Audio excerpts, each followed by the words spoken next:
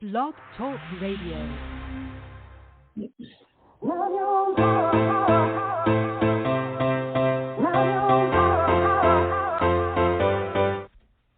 Chatting with Nat is a podcast for independent women seeking to speak their truth and to break down barriers.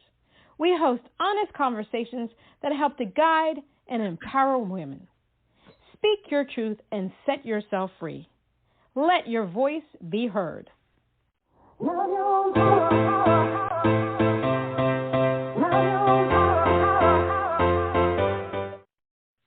everyone, it's Chatting with Nat, and it's me, Natalie Nat. We're in French, Nathalie Jean. All right, today we have Americana Soul Jam band Sugarline Blue, but who we actually have is Ashley Beth from the band. Sugarline Blue is the premier Americana Soul Jam band rising up from Nashville, Tennessee. The band pulls from several genres, including blues, country, rock, and jazz, to create truly eclectic sound. Wow, I was able to say that word. Performing nearly 1,000 shows over the past decade in the Southeast, Sugarline Blue has seen international exposure with acknowledgement from dozens of press outlets, hundreds of radio stations, and a growing grassroots fan base from their weekly online performance, the Sunday Shoutout. So let's give her a round of applause.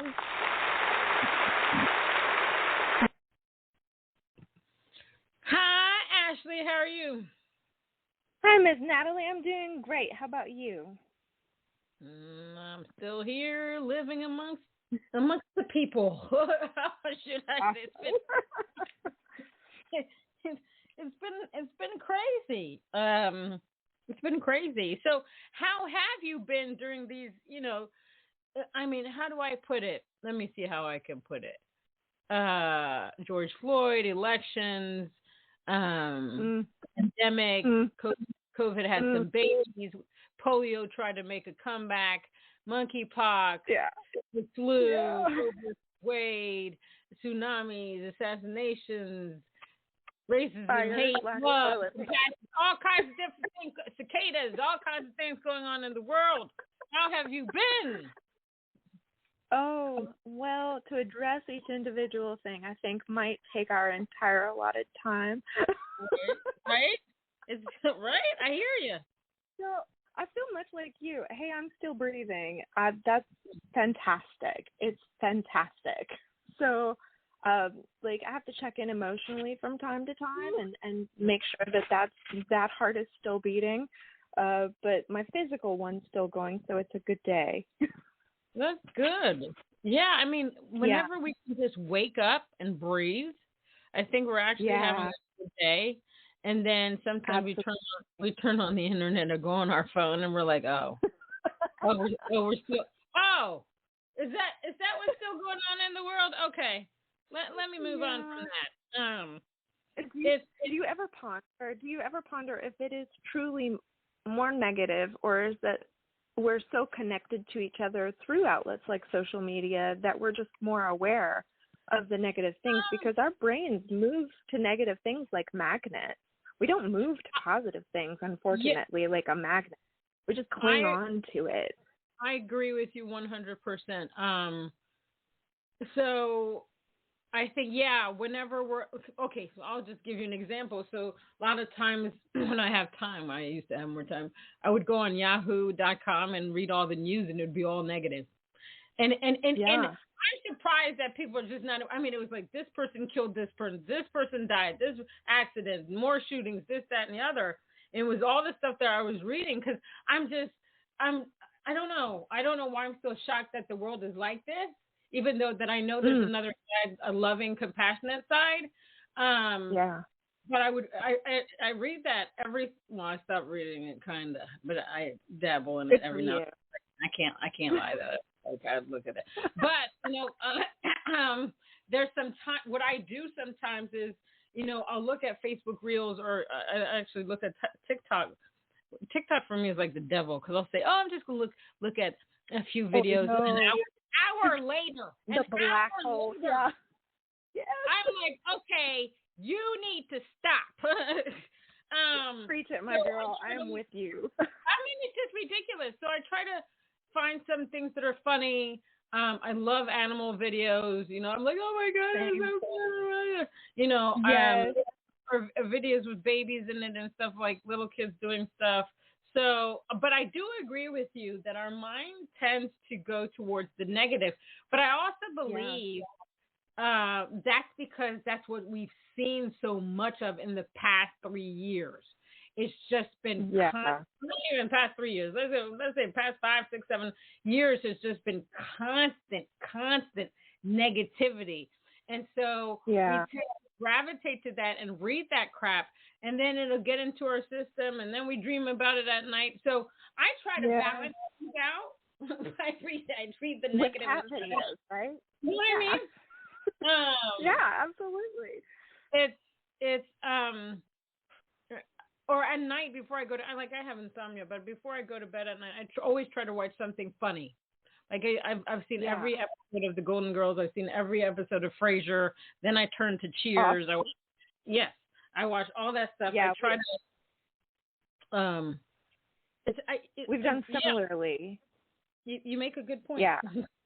That's a valid. Well, I do know, I know a lot of those news outlets too, that they have found that their capital comes from putting out, it used to be print, but putting out the negative stories, because our brains do gravitate toward it. The positive stories get pushed down and down and down, right. So that they're on the last page of the newspaper, if I can reference such an archaic thing as a newspaper. Yes. What is that? What is that thing? Was that an artifact, a paper form thing that you can find them in the museum about the place, you know? Oh my gosh, yes, I remember that back in the day, back in the 2000s, when there was a thing called paper. Yes, paper. No, I mean, yeah, that's true. I mean, you know, we are, you know, it's funny that you bring this up, because the other day I was thinking to myself, people don't even look up anymore. People are always on their cell phones. I watch people all the time. Even when I go to restaurants and when I'm with somebody else, I'm constantly watching couples, or, you know, I don't know if they're family members, sitting across from each other, and they have their cell phones in their hands, and they're just on their cell phones. It is disturbing how we have come to this point that we can't sit to eat without having to look at the cell phone. What's so important? What's so important? Why can't we just take an hour out of our time and we're going to be present? We are going to be present. I agree with you. I think it all goes back to our brain wiring, though, because we are wired to hunt dopamine and serotonin. And if you watch some of these documentaries about Facebook and Twitter and things like that, those social media addictions are very real inside of our brains, because we want those dopamine bumps from the likes that we're getting from a post that we made, or somebody liking our picture. Even the negative comments cause our brain to engage. Like, we want to fight then. Like, so we're engaging our brain in a different, it's almost like a faux world where we are engaging in truly a false reality. Like, somebody hitting a like button, I can tell you now, I will hit a like button without truly thinking what is going to happen on the other end of that like button for that person. Right? That is so true. I'm not thinking about their serotonin. When I smile at somebody, I'm making eye contact and I'm conversing, and I'm actually thinking about how my facial features will affect that other person, whether it's a cashier or my meal mate or whatever. I'm thinking about that relationship, whereas it's this false sense of that we're getting from our social media. It's not all bad. It's not. I don't think it's malicious, but it's our brains working against our actual lives, and it seems just so backwards. I agree with you 100. I'm with you on that. It's so very true. I think you have to consciously fight against that and understand the chemistry that your brain is creating for itself, and like stave off that addiction and actually engage in real conversation. And it's not that you have to be completely off of any kind of social media, anything. Right. It's, like I said, it's not malicious in and of itself, but our reactions to them can be really devastating, real life interactions. Yeah, no, you're 100% right. 100%. Now, one of the questions I like to ask is this. I'll give you a little story here. Obviously, as we were talking about it, the past 3 years have been kind of cray-cray.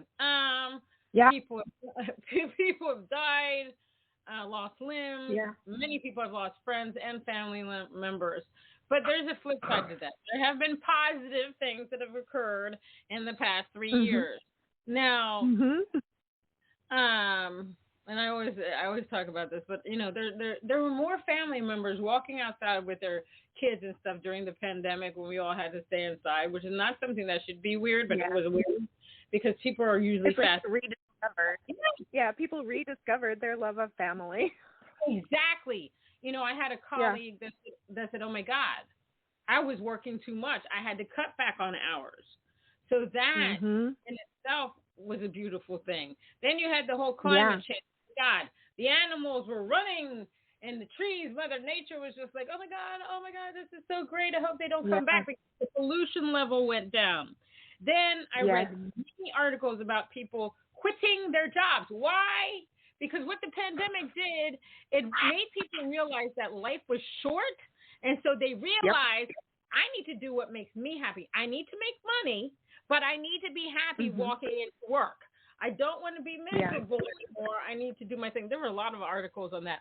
And then there were people like you and I that decided to, you know, artists that decided to, you know, release a single, track, album. Some people decided to rebrand. Some people decided, oh, I'm not doing this music or anything anymore. So there was, what I'm trying to get at is there was a lot of self-introspection that was going on in the world. Shift.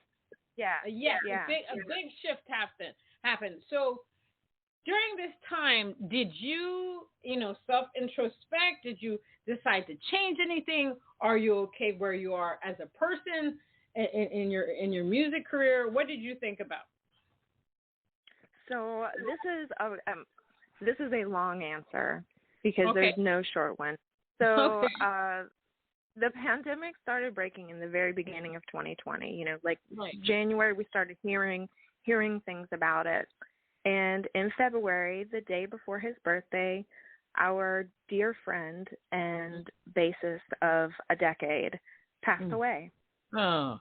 Right before the lockdowns and before it became a global pandemic. You heard whispers about it, but we're talking about lockdowns or masks or people dying in droves. You know, that wasn't on we were on the cusp of that when he passed away.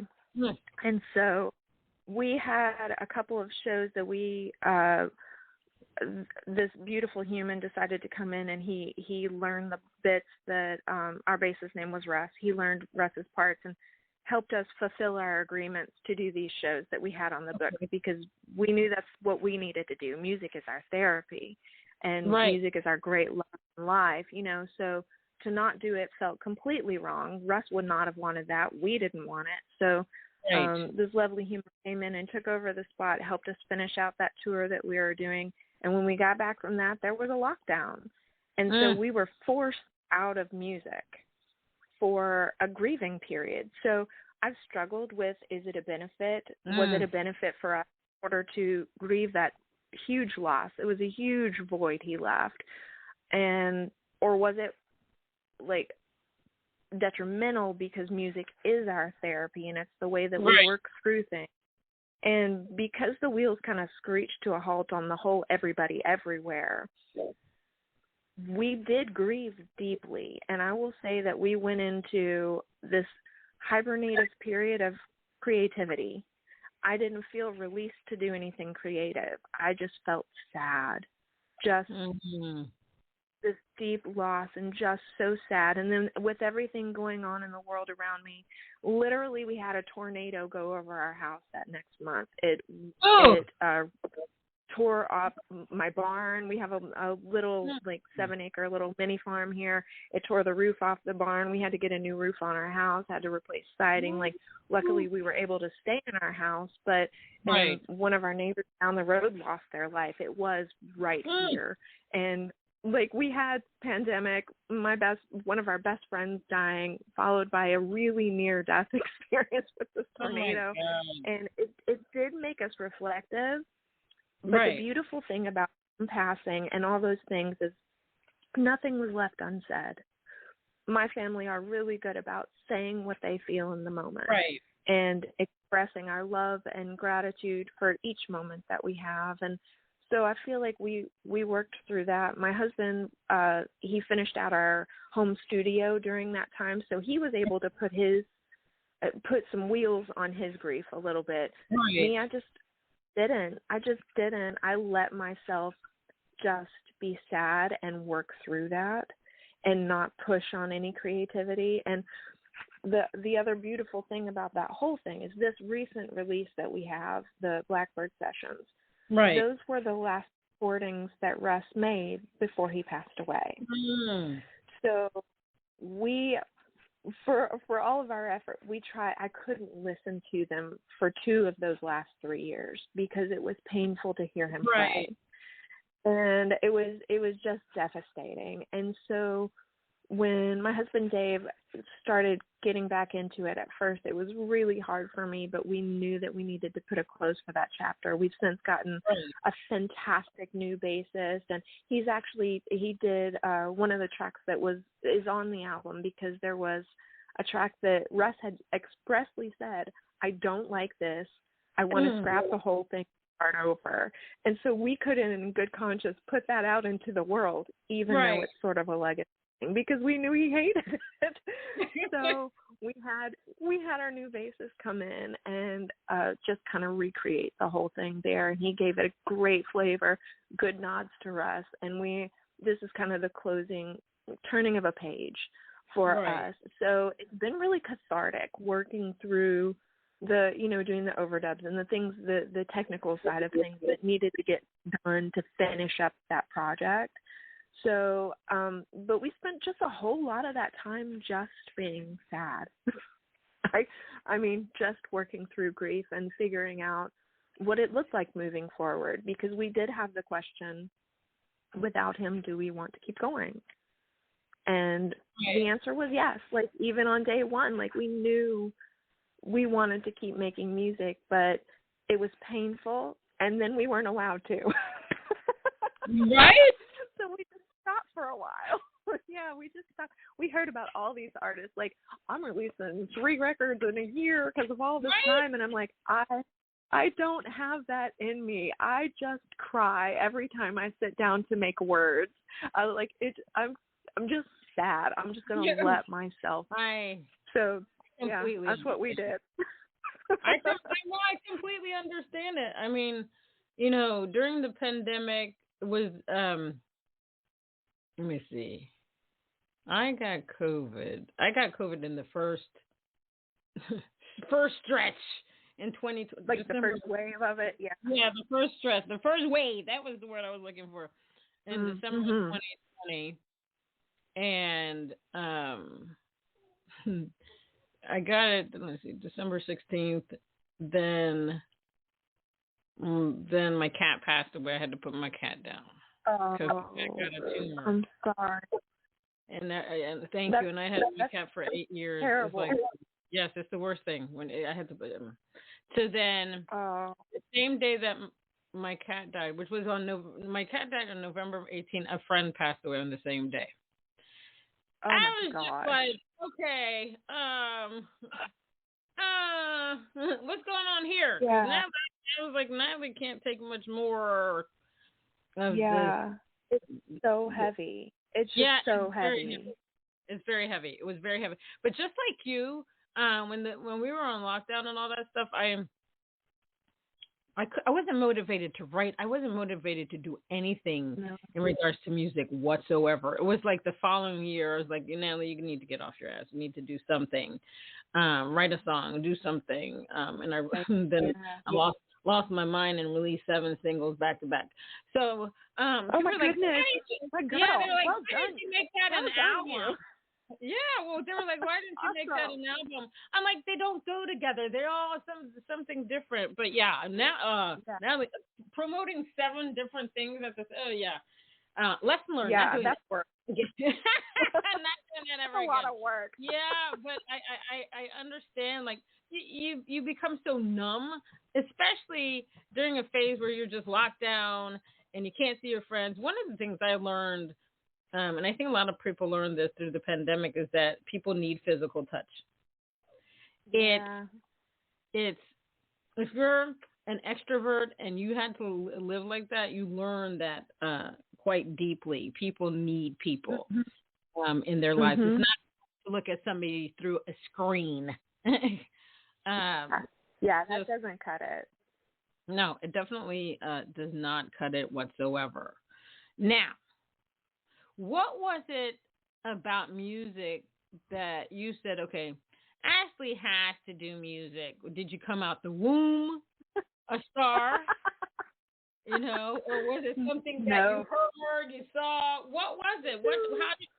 How and why did you gravitate to music? My husband had a lot to do with it. A lot. I've always loved music, so again, I only have long answers. You ask good questions with long answers, my girl. So I was raised in the Church of Christ, which doesn't use any instrumentation, so it's just vocalization. And it's, if you've never been, like, I recommend, it doesn't matter if you're religious or not, just to go to listen. There's something really haunting about like a 5-part harmony for every song, and it genuinely doesn't matter if everybody's singing in key or not, especially if you have a large congregation. It's just beautiful, and you feel that vocal vibration all around you in your core. You feel it. You know what it's like when you're singing with somebody and that harmony is perfect. It's like that reverberating around you. And if you are a believer and you put that together with that, it's just really moving. It can be very moving. So I was raised surrounded by vocalization, and my mother and I lived in Texas, and while my whole family was in Kentucky. So anytime we made a trip, it was a 12-hour drive, and she was often driving after she had worked a double day, and she was exhausted. So we would turn the music way up loud and sing to stay awake.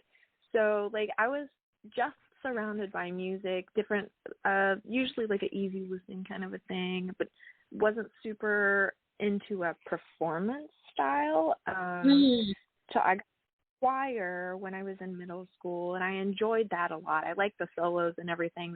It didn't make me nervous. It didn't bother me. I mean, like a little bit if my peers were in the crowd, but if it was parents, forget about it. I'm good.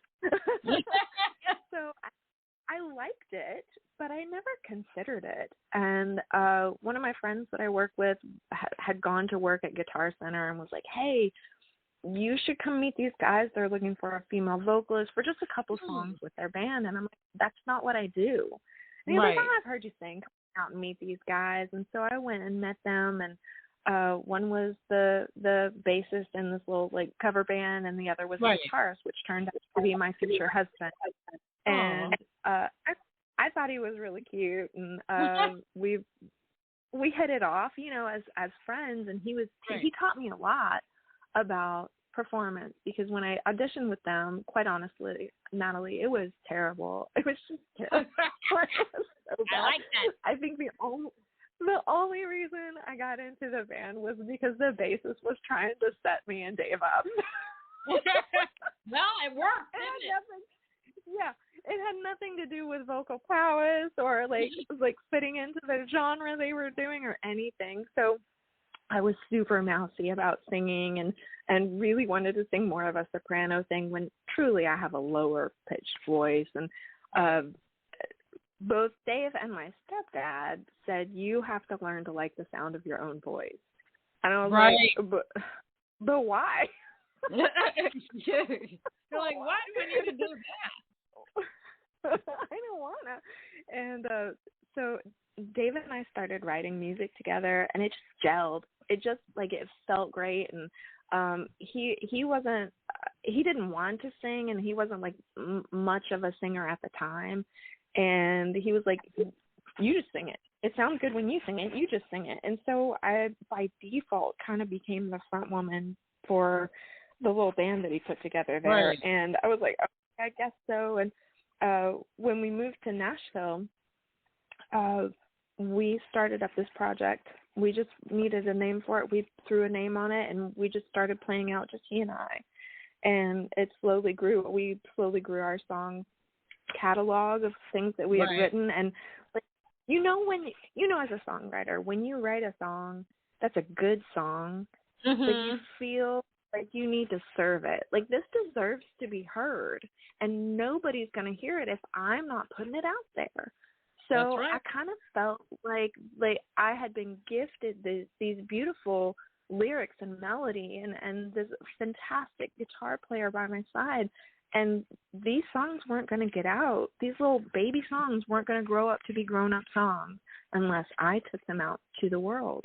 And so I felt like more like that was my calling, to present this beautiful gift from the universe to the other people that happen to be living in my timeline with me. Like, just taking that out there to them and going, hey, this is good. You should hear it. It's like a good meal. Hey, this is a good bite. Have a bite. I want you to taste it too. Yeah, it's that same sort of thing, but with a musical lilt to it. So that was more my calling. It happened over time, and because of my bond with my husband, that it is his great love and passion, and it has grown into my great love and passion. It wasn't to begin with. It's grown into it. So, yeah, like, I can't imagine my life without making music, even if I was just, like, a studio house. I can't imagine not doing it, though. I'm sure you feel the same, like, music is infused now. I mean, I grew up, my father's a singer. My family's from Haiti, but I was born here, and it's like this famous Haitian singer, and he used to sing around the house all the time, but I never thought I'd be in the music industry. I was way too shy. After college, I moved to New York, and I started writing spiritual poetry, and then my parents were like, oh, you should turn some of those into songs, and I did a demo and released it out into the internet universe, and the now defunct Tape Music Group found me, and we did an album, and then I left them because obviously they weren't doing what they were supposed to, and the rest is history. It happens too often. Yeah. So I completely understand. Yeah, I mean, music for me has been my saving grace. Everything. I always tell everybody that I interview that music is our superpower, because it has the power to move mountains. It has the power to heal. It just has the power to make people happy. It also has. It does. It gives people the power just to release whatever emotion they want to release. So you know what I mean? It's super powerful. Super powerful. I do. I feel like we're finding out that the world is more neurodivergent than we originally thought, and a lot of people have a hard time feeling their feelings. And I feel like music is a jump start to a lot of that kind of cathartic therapy for people who are neurodivergent. Like, it begins the feels, because you're not in them yourself. You're listening as a third person, and then all of a sudden you find yourself being pathetic, and then it's you. This is your song now. Exactly. Yeah. So powerful. I agree with you 100%. 100. So we're going to play one of your songs now. I want to play Burn It Down. Tell me what that's about. Burn it. Burn it. Okay, so the inspiration from it is different. You know how sometimes you get inspired by something and then it morphs into something completely different. So when we first came to look at our house that we live in now, there were two homes on the property. One was a rental home and one would be our residence. And the first time we came to look at the property, we couldn't look at the rental home because the rental person worked the third shift, and we had to secure that time frame and all this, blah, blah, blah. Anyway, so we did that, and we were going to come back and look at that property, and we get a call from the real estate agent that says, so do you still want to go look at that property? And we're like, yeah, why? What's up? And he said, well, the house is on fire right now. And we're like, what? And we said, but which house? And he was like, yeah, that rental property. It's on fire right now. And we're like, well, let's go see what it looks like. So we came out, and sure enough, I mean, it was gone, just gone. They had caution tape around everywhere. It was still smoldering. And we were like, oh, okay, which in the end, it turned out to be an okay thing for us, because the bank, sometimes they don't like to give a loan if there's two homes on the property, because they don't think it's I don't know. It doesn't make sense to me, but the bank thinks it doesn't make sense to have two homes on the property. So it turned out to be okay, because we were able to secure our loan, but I felt really bad that this woman was out of her house, when we came to look at it. So Dave was like, yeah, just take that house and burn it down, I guess. And we're like, hey, so let's write that. And so it turned into more of a railing against the socializing the normality of greed is more what it turned into, because we're, I was anyway. I don't want to just blanket statement everybody. Yeah. I know in the society that I've witnessed over the last few decades, from the time I was a teenager to current time, that it seems that greed is looked on favorably, like getting the more is always the better. And I think we were talking about, the pandemic has created this kind of void where people had to look in and be introspective and figure out what really matters. Well, being a corporate shill, probably it's not the thing that your life was purposed for. I mean, it's just not. And being greedy and just constantly going after more for what?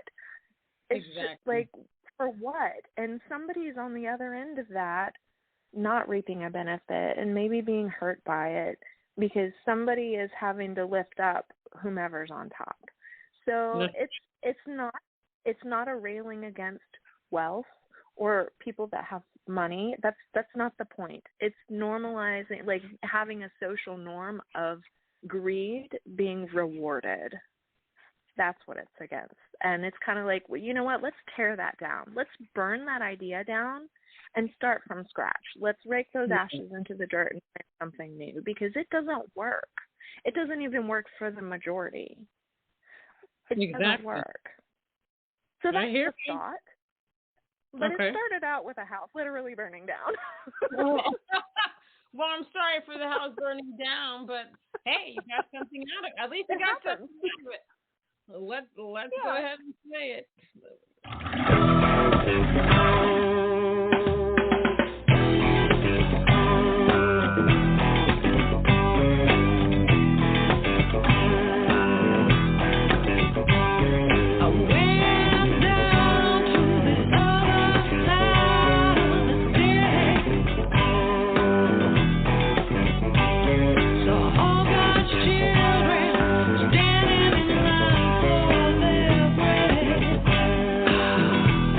They say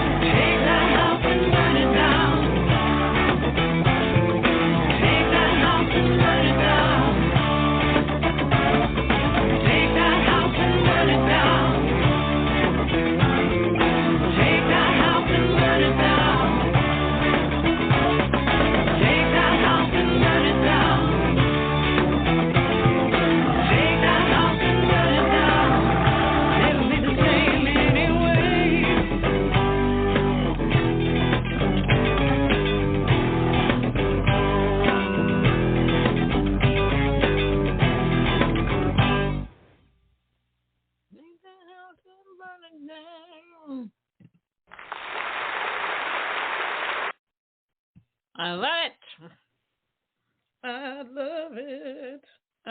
Thank you. You definitely It's so much have fun to play live. I'm sure. I mean, I love the song. Too bad the house burned down, but like I said, the song out of it. I love your voice. Yeah.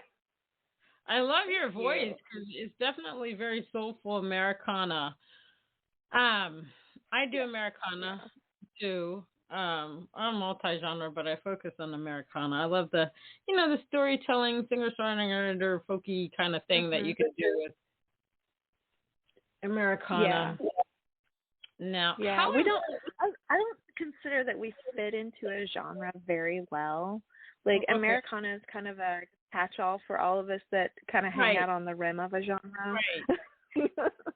I completely understand. Some of our songs, some of this, I don't want to be in just one genre. Like, I like a lot of different music. I want the freedom to be able to write whatever inspires me or whatever I'm feeling in that moment without feeling like it is not serving the genre. I want to serve the song, not the genre.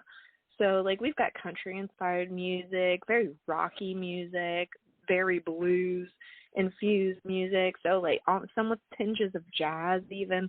Like, I just don't want to be pigeonholed into a specific genre. Yeah, I'm with you on that one. I've always been. I was like, why can't I just create music? Why do I have to pigeonhole? Right. I went somewhere and somebody said, well, what's your genre? I said, I'm multi-genre. No, he's like, what's your genre? I said, I'm multi-genre. He said, no. What is your genre? You should have one specific. I said, why? I said, you don't tell an artist that paints or draws. Yeah. So why do you want to put me in a box? I should be able to. I'm an artist and create. End of story. I take it back to food again. Yeah, I take it back to food. Like, do you want, I don't know, one kind of cereal for your whole entire rest of your life? That's all you get to eat. That's it. That's all. Pick it. You got some Apple Jacks. That's it for you. Yeah, there you go. No, I totally agree 100%. 100%. How important is it for you to be authentic as a person and in your music? I would say extremely important, like 10 out of 10 for me. I just, like once you graduate high school and recognize that really it's more like you want to create the person that you are so that you're happy within your skin versus to appease your peers like you kind of want to do, for clicks and to make sure you don't get beat up or whatever in high school. Right. Like, once you get past that phase, like why be inauthentic? And it's hard to kind of break down the socialization structure. But I think once you get past it, you can't go back. And it goes back to the genre. Like, I don't want to be in one specific genre because that does feel inauthentic. That's not the color paint I chose today. That's not the kind of cereal I want to eat.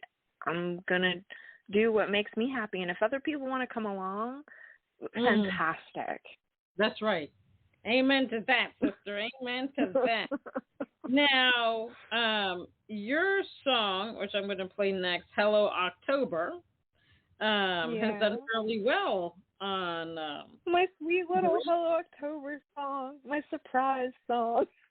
You're surprised. Yeah, aren't there songs like you're like, oh, okay, and then it's the one that everybody loves? Isn't that crazy? Yeah. It is one that is one of those songs that was hidden in my heart. It was one of my little gems, and I'm like, okay, this is a sweet little song. Being authentic. I don't care if it goes over well or not. It's for my soul. That's to know that I'm listening to it. Preach. And I knew my mom was gonna like it. So cool. That's good. We're good. But yeah, evidently a lot of people like it too. Oh my, I love it, love it, love it, love it. Now, let's play it. Everybody needs to hear why this song is with us young people to the shiznit. Let's play it.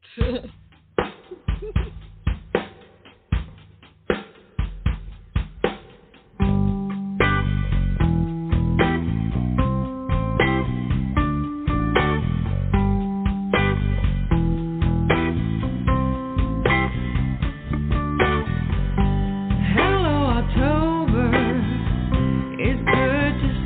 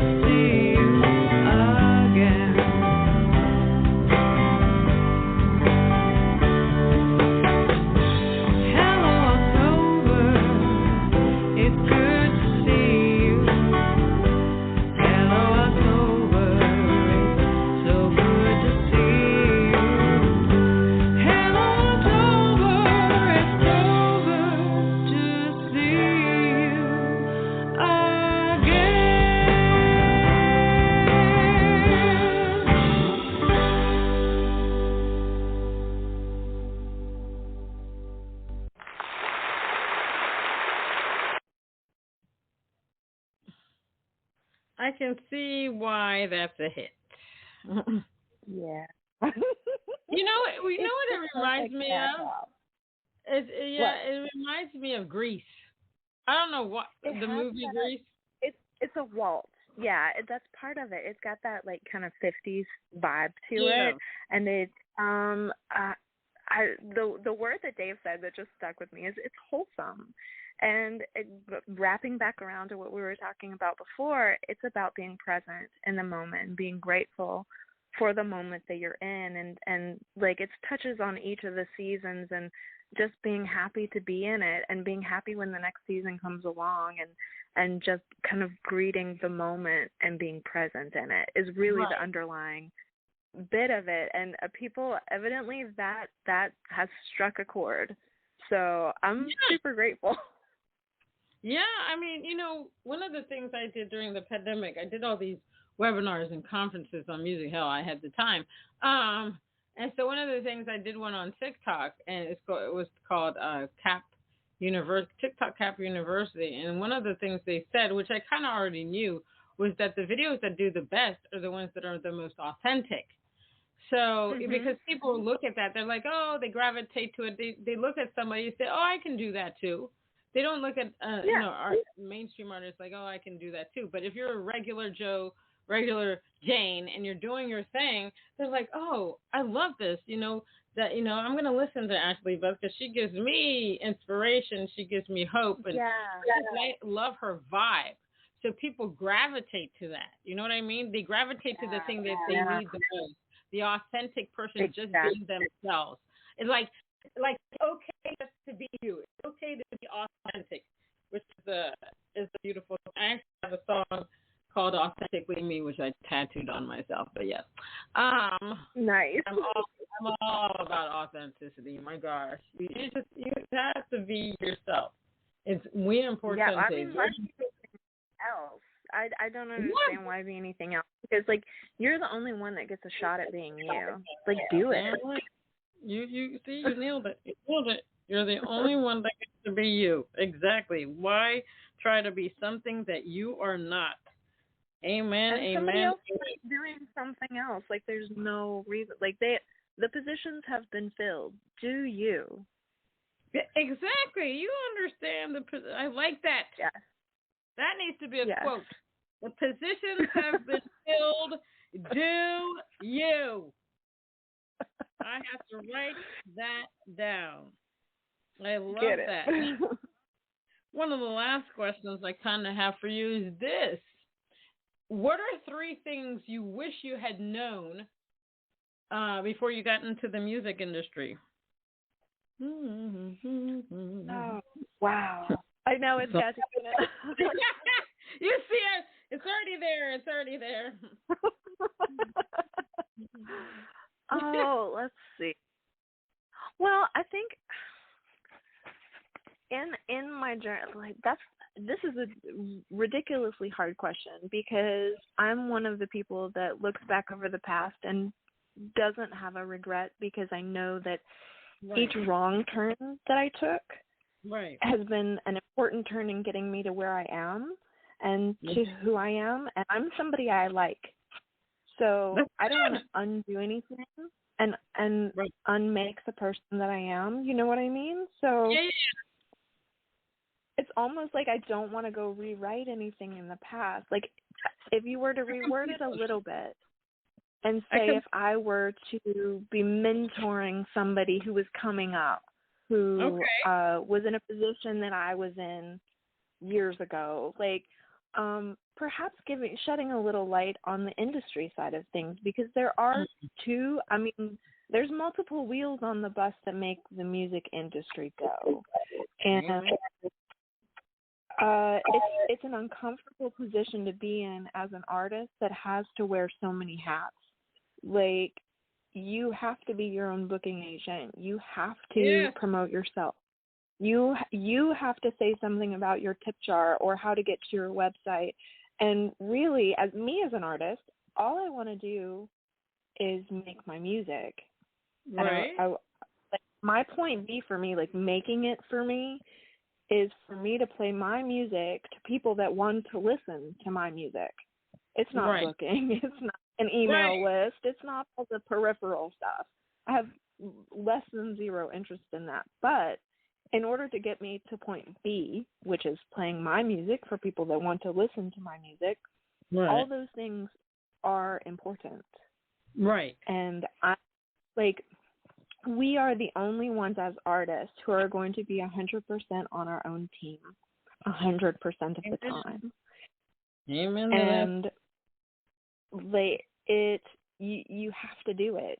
If you want to go somewhere, you have to do it. And I guess doing a little more research on the front end of that rather than learning by trial and error would have been beneficial. Right. I mean, to a younger artist. For me, it's like, what is it? One of the biggest things is, I wish I had known how much work this involved. So, because here's the thing, back in the day, people could go into a radio station and say, okay, here's my little 45 single, can you play it? And they would play it. Now it's pay to play, or you have to kill yourself literally on social media. So when you're thinking about creating a song, if you care about these things, you have to say, oh my gosh, will this work on all these platforms? It is a totally different ball game. If people are interested in being signed on a label, they're not necessarily looking at if you can sing. They're looking at your engagement. How many streams do you have on Spotify? What's your social media like? Are you working hard at what you're doing? This is what they're looking at. It kind of doesn't matter if you're sing a lick or not. It really doesn't. So the game is totally different, and you have to be on all these platforms. TikTok was like, oh, you should do 5 videos a day. Who has time to do 5 videos a day? And what am I going to I tried it. I'll be honest. I tried it. And for a while there, I was succeeding because I had something to say. But it is not easy to get on TikTok with 5 videos of something different that's going to, entertain or enlighten or whatever the masses out there. I think part of that too is you as an artist, I do anyway. I don't want to speak to somebody else's truth, but it's for me, I have a well of creativity that I choose to tap into for certain mediums. I want to tap into my well of creativity for music and for performance of that music and for perhaps some watercolor painting because I want to learn how to do that, or meal preparation because I very much enjoy to cook, but that creative well will run dry if I tap it too much. And so without a team surrounding you going, how about this idea? How about this idea? All we need you to do is just put on this silly hat and run the hose this direction or whatever. What? It just runs me dry. Exactly. You get it. You get it. You understand it. That's exhausting. It's completely exhausting, and you're just like, okay, let me take a break. And there are days I just I just don't have time for this, that, and the other, and so you have to organize yourself. It's just the other thing for me was how many scam artists there are. It's almost like people have a radar. They see the new people coming out, and they're like, oh, I'm going to scam them out of money. It's just absolutely. Well, here in Nashville, it's like this town. I don't know if it's the same in New York. Here in Nashville, it's like a young musician's machine. I can't think of any other way to say it, and it's gotten better over the last decade or so. I will say that the older musicians did not put up with it too much for a while, but it is one of those towns where these young artists come in to quote unquote make it.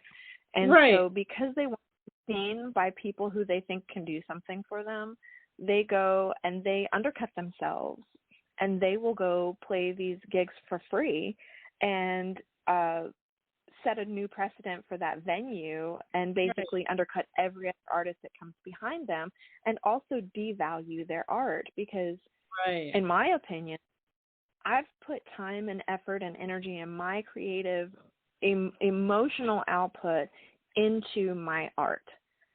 My CDs are they have value. My other merchandise has value. My performance has value. And to undervalue myself is undermining my art. Exactly. And so that would be authentic for me to go in. Now, we will go. I'll say this there's nuance there. I'm happy to go play a free gig for like Relay for Life. That's like a benefit for something that I believe in, or for a women's shelter, some sort of benefit like that. 100% I'm there. But to go into a venue that is making money off of your entertainment and not any reciprocation for that is undercutting your value as an artist, in my opinion. And this town is right for it, because everybody thinks that the next big thing is going to get discovered at Jim Bob's bar. And I'm like, you know what? Those people that might discover you, they're at home having dinner right now, my guy. They're not there to see you. Jim Bob's bar. Yeah, no, I totally agree. And today, it's funny, I was thinking about something. I was like, what would be great is to be able to create something where, just like when somebody draws or paints, that people would look at music as art rather to criticize every darn thing about it. Let the artist be the artist. Yeah. If you like it, play it. You don't play it. Why can't we have medium? And I think that with the new creation of NFTs, they're trying to do something like that. It's like it's art that you can keep. Because I have a music publisher manager, and she says that's what she wants to start doing with my music is create NFTs with it, which I think is the great way to go, because I want to start this movement that if you're an artist, you sing, why follow these rigid ways of doing things? Just the other day, and I do country music, and I was just like, country music, they want you to rhyme, but I'm like, why? Isn't the point to tell a story though? So why are things so such a stickler for that format? And in jazz, my God, jazz is my actually first love, and they're very much like form. It has to be this. Why? Music evolves over time. So that's why I think there's this thing where people view music as artwork. This is my artwork. This is my vocalization. This is, put it in a picture. I don't know what but art. Instead of, oh no, you didn't do this right, blah, blah, blah. It's annoying. Well, art that's the thing. Like, it's so subjective, and the music listener, like, we have adopted this kind of philosophy that our audience members are as much as part of the music as we are as performers. Because without them, why? It's like a circular thing that I know you get from you understand from playing a live show, that the energy that the audience gives off, you suck that in and get right back to them, and then they give you more, and it's like this beautiful cycle of energy going between you, and like some of the best shows come out of that kind of audience cycle. But if there are, like we were talking about earlier, if everybody's just on their phone and they're not giving you any of their energy, it's not that you can't muster it. You can still muster a hell of a show, but it's different. Yeah, it's different. The audience participates. When we go play at a listening room that's there for music, it's always an amazing show. You can just expect an amazing show because they are there with the expectation of liking you. Right. They're there wanting to like you. They will find something to latch onto because they have sacrificed their evening to come see you. And if you're playing to a bunch of people on their devices that aren't paying attention to you, well, I mean, you're their jukebox. You can still give a hell of a show. You are their jukebox. That's right. That's right. And that's why I refuse to perform at places that have televisions or anything like that. If you're going to do it, you're going to pay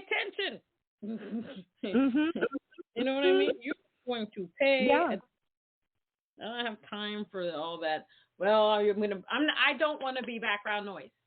It takes too much effort to create the music, spend money to do all these shows and rehearse and do that. No more background music. That is my ultimate motto. No more background music. Nice. Well, I'd love to see, you're talking about these NFTs. I'd love to see something like, I don't know if you're familiar with the Uber or the Airbnb kind of model where it's the user as well as the provider rate each other. I would love to see something like that for venues and artists so that, like, we know what we're walking into and they also know what they're walking into. Like, if we're trying to book out with somebody and somebody else is like, this is a great festival band, blah, blah, blah, blah, blah, and just, like, gives a lot of feedback, positive, negative, in between, it helps inform our next moves and to also lend credibility through other avenues. So, like, that form, the model is working. I'd love to see something like that with venues. I think that would be cool. I think that, that would work. I don't have the energy to make that. One of your listeners, let's see it. Well, we tapped into some stuff we need to see. I'm going to start a movement about music. Just let music be art. Damn it. Because it's just, it's just too much. It's just, I personally, I create the music the way that I want to create it. I write it the way that I want. If you like it, you like it. You don't. I don't like people telling me and how to express myself. There's a market for everything.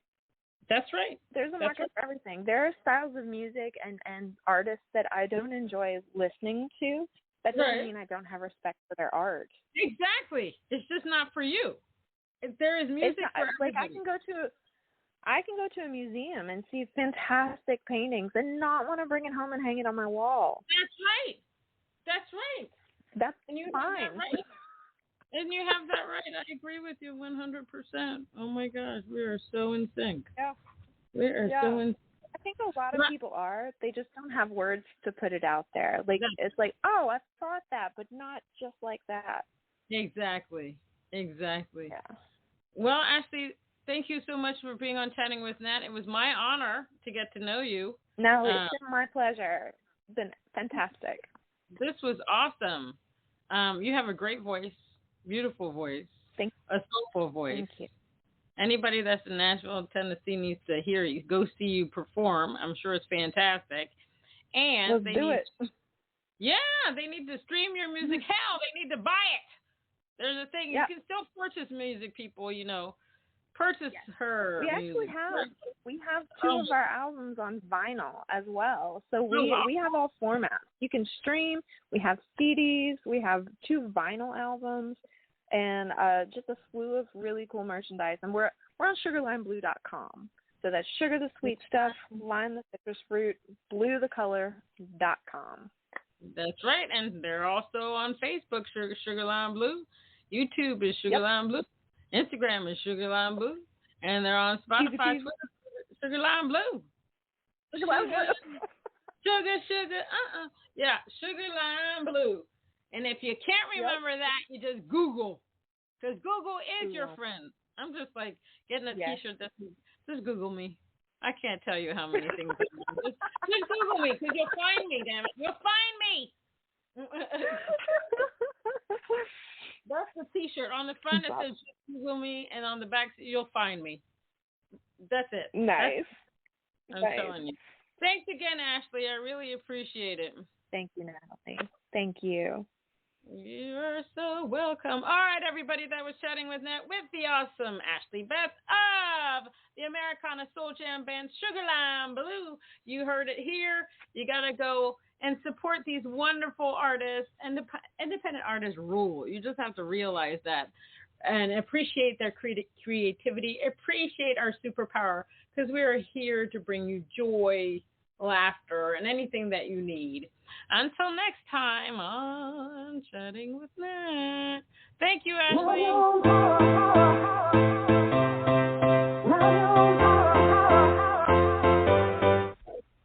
Chatting with Nat is a podcast for independent women seeking to speak their truth and to break down barriers. We host honest conversations that help to guide and empower women. Speak your truth and set yourself free. Let your voice be heard. Love your